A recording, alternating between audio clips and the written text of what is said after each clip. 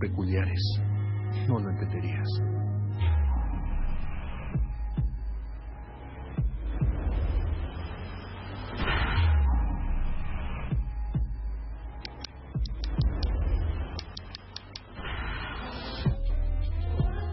Bienvenidos a La Otra Aventura, un espacio dedicado al mundo de los libros.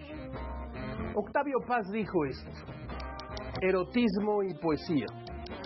El primero es una metáfora de la sexualidad, la segunda, una erotización del lenguaje. Así lo dijo Octavio Paz. El erotismo va más allá del sexo, tiene más que ver con la imaginación, con los juegos mentales y con la sensibilidad. Anaïs Nin, esa gran escritora de erotismo, dijo que precisamente el erotismo es una de las bases del conocimiento de uno mismo, tan indispensable como la poesía. Hoy hablaremos del erotismo, solo de algunos autores que han escrito sobre erotismo, de las letras y las palabras que nos enchinan la piel sin que hablen necesariamente de sexo. ¿No le ha ocurrido a usted a veces que al observar una nuca, un cabello suelto, una rodilla, o como el viento que roza la piel, le provoca una emoción sutil, un sofoco, una extrañeza en el cuerpo? Hoy hablaremos de erotismo en las letras. Le recuerdo, como todas las semanas, que fue Adolfo Bioy Casares quien escribió que leer era la otra aventura y que la primera era, probablemente, la vida misma. Estamos pues en la otra aventura.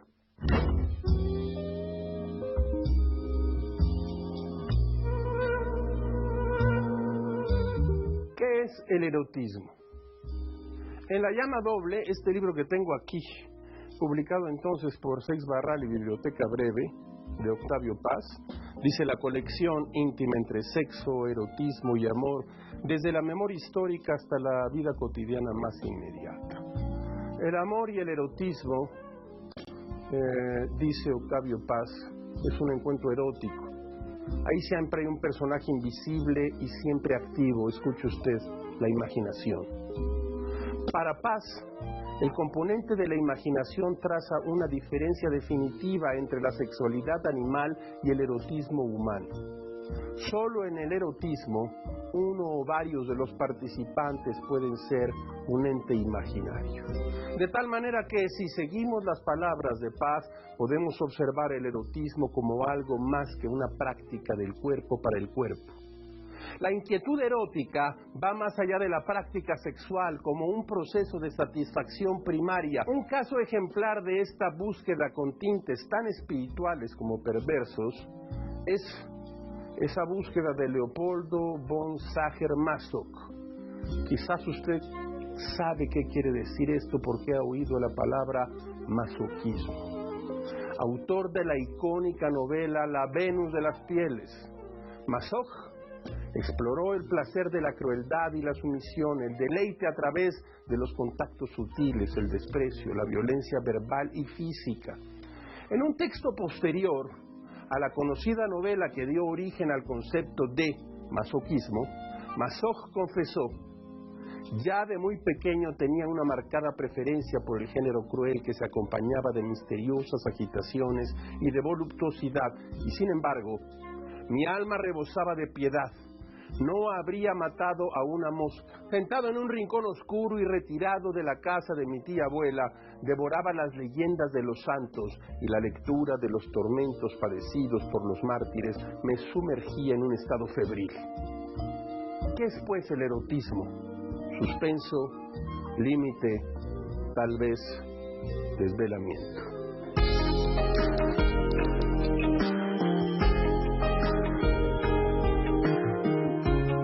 La obra de Donatien Alphonse François, mejor conocido como el Marqués de Sade, es un referente obligado cuando se trata de erotismo y sexualidad en literatura, un clásico.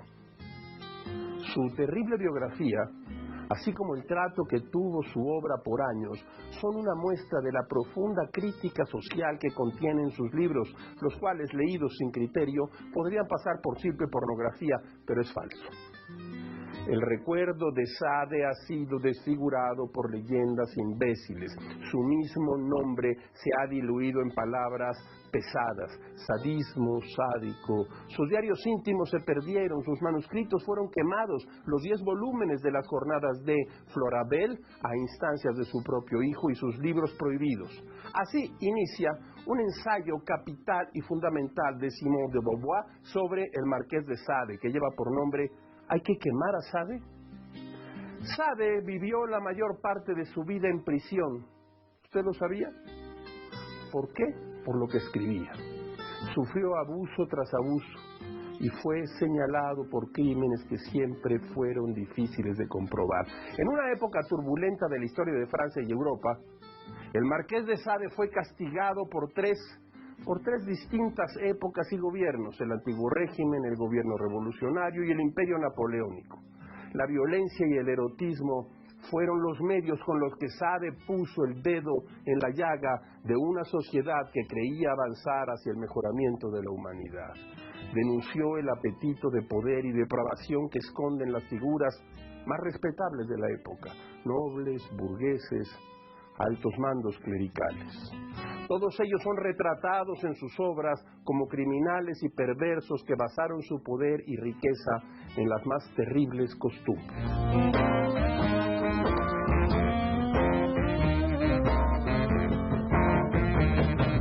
Historias de escritores y escritoras.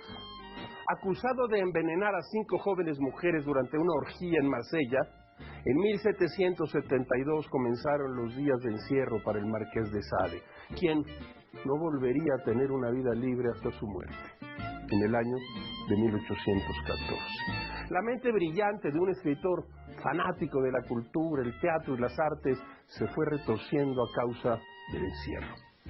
En sus libros más famosos, como Justine, 120 jornadas de Sodoma y filosofía, en El tocador se puede adivinar un aire de venganza sobre quienes lo privaron de la gran mayoría de sus días en libertad.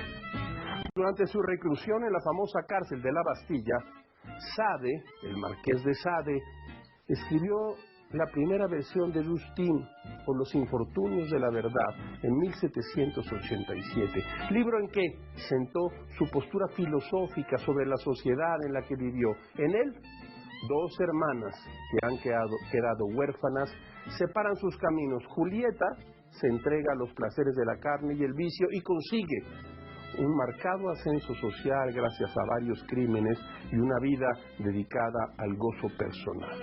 Por otro lado, Justine, quien reniega siempre de cualquier oferta indecorosa y consagra su vida a la religión y a la virtud, no consigue más que una serie de agravios que laceran su cuerpo y destruyen su vida. Todos los personajes que maltratan a Justine son recompensados con nuevos y mejores cargos, propiedades o grandes sumas de dinero. Esta postura sobre el funcionamiento de la sociedad le trajo el encono de todos los poderosos de la época. El crimen, como centro de la sociedad francesa de principios de la Ilustración. El bien victimizado frente al mal triunfante. Sade, víctima incluso de la mala suerte, pues 10 días antes de la liberación de los presos de la Bastilla durante el estallido de la Revolución Francesa, gritó por la ventana de su celda el trato que daban a los prisioneros en aquella cárcel. Esto resultó en que fuera trasladado a la cárcel de Charenton y que no fuera liberado durante las revueltas del 14 de julio de 1789. La sexualidad desbordada de sus textos no es gratuita. Mediante este aspecto siempre oculto y suavizado por sociedades occidentales, Sade aportó una importante reflexión sobre la conducta humana, sobre el dominio de los cuerpos y sobre una sociedad en la cual el pacto social se acercaba a lo imposible.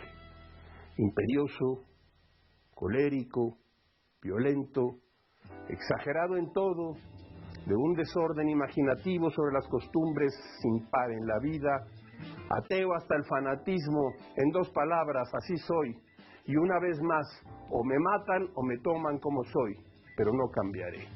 Esto fue lo que escribió el Marqués de Sade sobre sí mismo. Su muerte fue lenta. Confinado a húmedos calabozos, su vida y su obra reflejan a través del erotismo y el castigo al que fue sometido los azares del drama humano. El Marqués de Sade.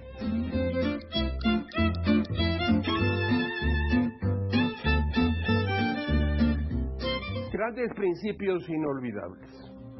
Nacido en la ciudad de Nueva York, Henry Miller es uno de los autores más controvertidos de la literatura estadounidense. Su obra, su libro, Trópico de Cáncer, escrita en 1934, es considerada como una de las mejores novelas de lengua inglesa, pero su publicación, quizás usted no lo sepa, tuvo que esperar 30 años para ver la luz en su país natal. Su alto contenido erótico la encerró en los laberintos kafkianos de cortes, juzgados, que la etiquetaron como pornografía y, por lo tanto, prohibieron su publicación. Desde sus primeras líneas, Trópico de Cáncer es capaz de envolver al lector en un ambiente extraño de placer, erotismo, de búsqueda de placer en el cuerpo del otro. Tenemos aquí el inicio de una novela que cambió para siempre la literatura erótica, como los vagoneros de las letras. Escuchen este principio. Vivo en Villa Borghese. No hay ni pizca de suciedad en ninguna parte, ni una silla fuera de su lugar. Aquí estamos todos solos y muertos. Anoche Boris descubrió que tenía piojos. Tuve que afeitarle los sobacos y ni siquiera así se le pasó el picor. ¿Cómo puede uno coger piojos en un lugar tan bello como este? Pero no importa. Puede que nunca hubiéramos llegado a conocernos tan íntimamente, Boris y yo, si no hubiese sido por los piojos. Boris acababa de ofrecerme un resumen de sus opiniones. Dice que continuará el mal tiempo. Habrá calamidades, más muerte, más desesperación. Ni el menor indicio de cambio por ningún lado. El cáncer del tiempo nos está devorando. Nuestros héroes se han matado o están matándose. Así que el héroe no es el tiempo, sino la intemporalidad. Debemos marcar el paso en filas cerradas hacia la prisión de la muerte. No hay escapatoria. El tiempo no va a cambiar. Estamos ahora en el otoño de mi segundo año en París. Me enviaron aquí por una razón que aún no he podido descubrir.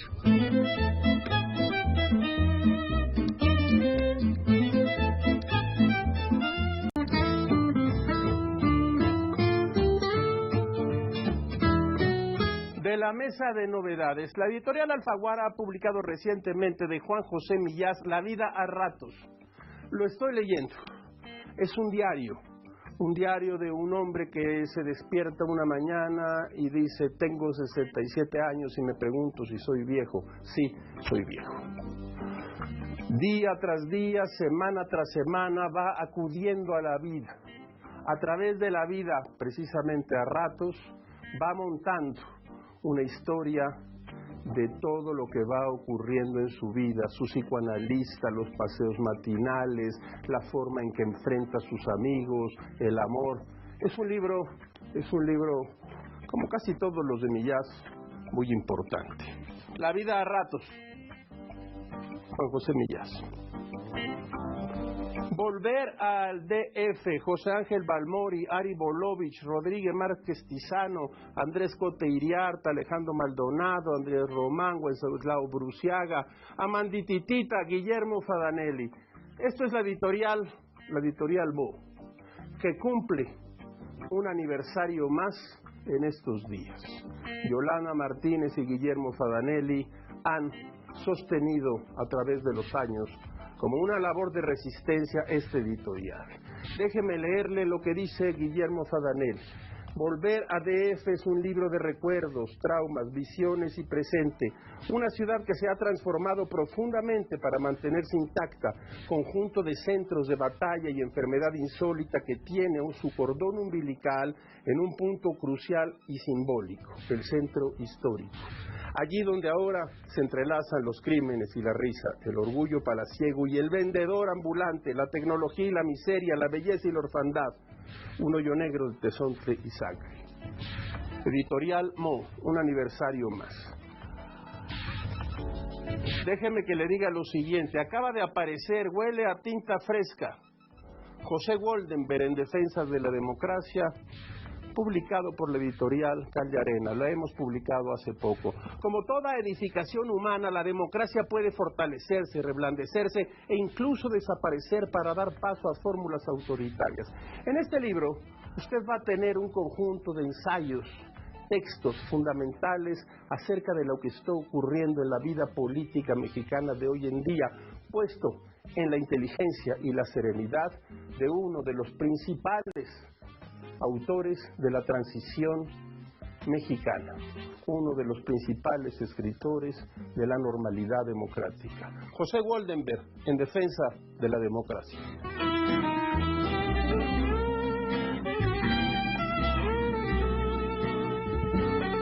Susana Constante ganó en la década de los 70 el prestigiado premio La Sonrisa Vertical, que solía convocar Tusquets, la educación sentimental de la señorita Sonia, y en esta, el detonante del erotismo es el rechazo.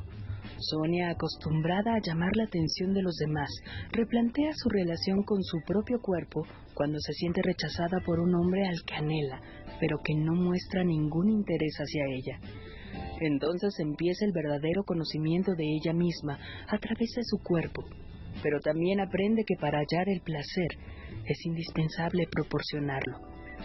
Es necesario, propone la autora, que los amantes usen el mismo lenguaje y compartan los mismos deseos. La escritora Elfriede Jelinek se ha caracterizado por la crudeza a la hora de tratar sus temas. Una de sus novelas más reconocidas es Deseo, que aunque tiene un sentido erótico también ofrece una crítica social. La vida familiar es el centro de la historia, una vida familiar que parece inofensiva y convencional, conformada por un funcionario que dirige una fábrica de papel, la mejor mujer educada del lugar y un niño que estudia violín por obligación. Para el hombre su mujer es un objeto y lo usa como tal, para su propia y exclusiva satisfacción. Además es un asiduo a los prostíbulos. La doble moral flota como una niebla espesísima en esta novela, cuyo mérito principal es que el deseo y el erotismo se conviertan en algo tan placentero como repugnante. Cynthia Moscovich lleva al erotismo homosexual en Dos iguales. En esta novela las mejores amigas Clara y Ana se sienten sumamente atraídas la una a la otra. Se trata de una atracción profunda, erótica y para ellas misteriosa. Si el hecho de ser mujeres no fuera suficiente, Clara es judía y Ana es gentil. Ambas se separan, pero el aprendizaje y la entrada al mundo adulto siempre parece más complicado cuando están lejos la una de la otra. Como bien dice el epígrafe de esta novela, el amor exige expresión. ¿Y qué mejor expresión que el erotismo? ¿No le parece?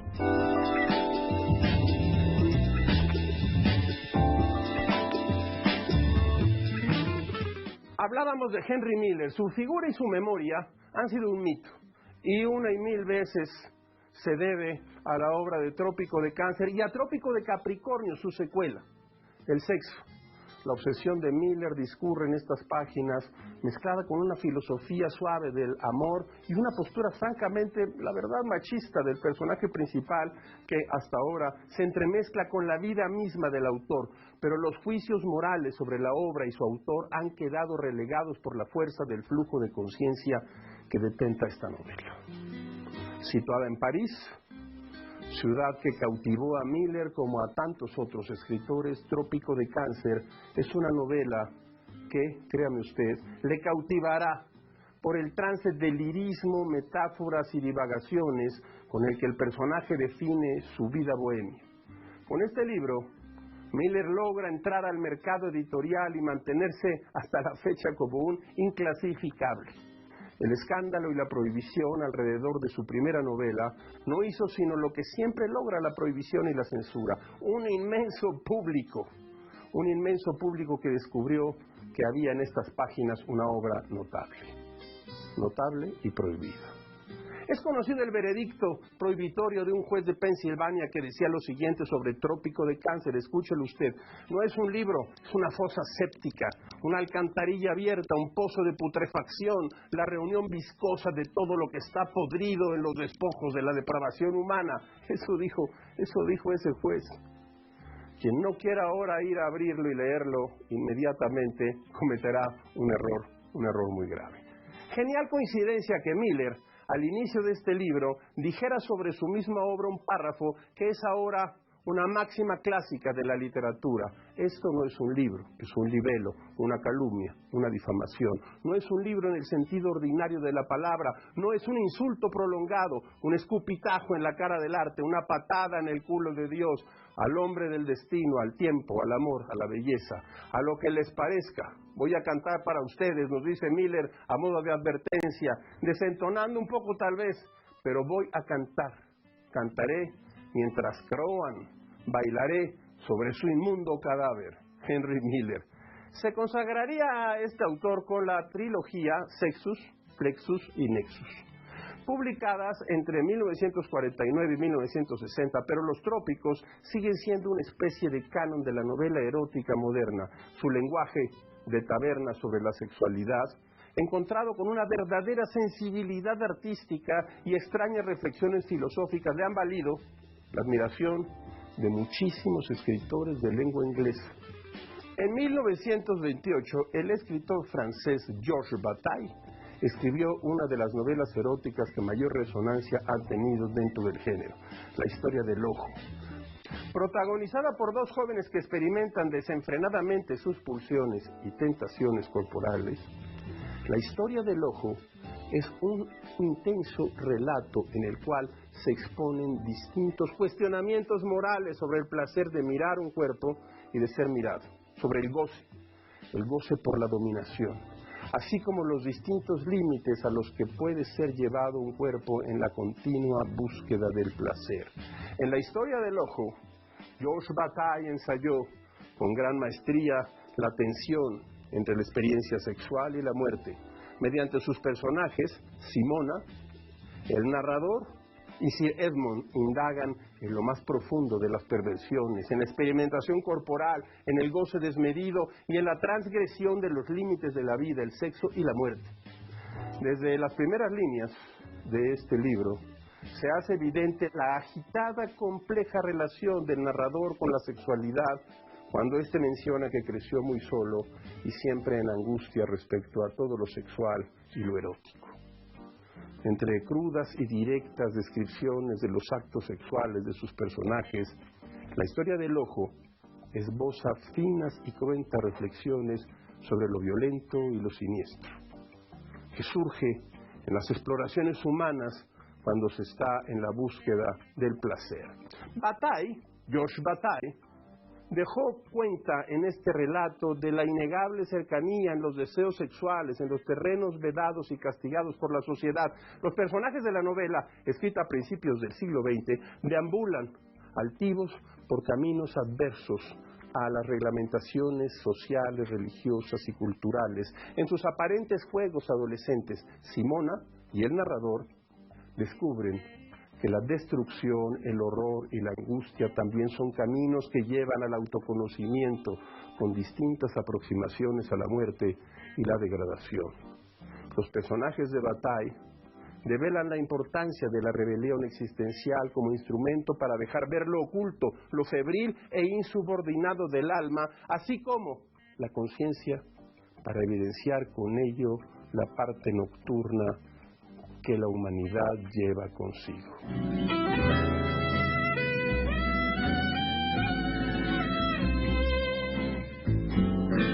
Déjeme que le lea un poema de Cesare Pavese. Se llama The Cats Will Know. Yo voy a leerle a usted la versión de José Agustín Goytisolo, aunque hay otra que traigo también aquí en la poesía completa de Pavese, en una traducción de Elvia de Angelis. Dice así este poema, escuche usted. La lluvia caerá aún sobre tus dulces suelos, una lluvia ligera como un aliento paso. Aún la brisa y el alba florecerán ligeras como bajo tu paso, cuando tú volverás entre flores y alféizares. Los gatos lo sabrán.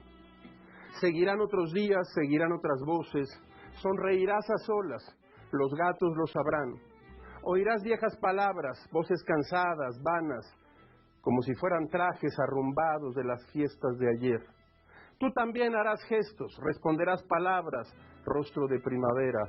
Tú también harás gestos, los gatos lo sabrán. rostro de primavera. Y la lluvia ligera y el alba de jacinto que el corazón laceran, de aquel que no te aguarda, son la triste sonrisa que te ilumina a solas. Seguirán otros días, voces y despertares. Sufriremos al alba, rostro de primavera. Padece, los gatos lo sabrán.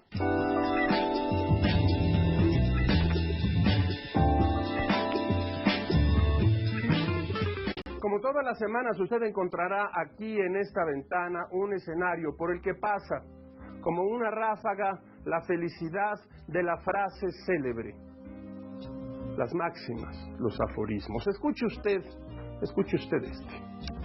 No hay amor sin instinto sexual. El amor usa de este instinto como de una fuerza brutal, como el bergantín usa el viento. José, Ortega y Gasset. Llegamos al final de esta emisión y de esta aventura. Soy Rafael Pérez Gay y los espero la próxima semana. Abres una puerta y detrás de ella aparece un mundo. Eso es un libro.